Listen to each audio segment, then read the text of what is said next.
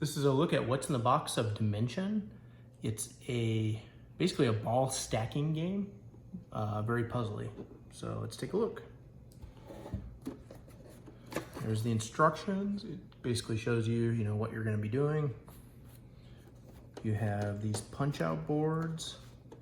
Looks like for each player, you're going to get a little place to put the balls and stack them, and places to hold them.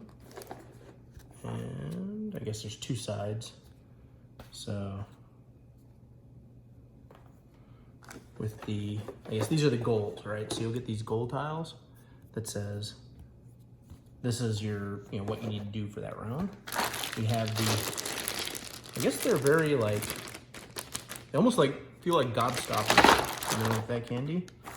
And then some more goal cards, and then looks like sticky rubber feet to put on the bottom, and a timer. And some more colored balls. So there you have it. That is what's in the box for Dimension. If you enjoyed this video, please like and please subscribe, and take a look at our other games. Thank you.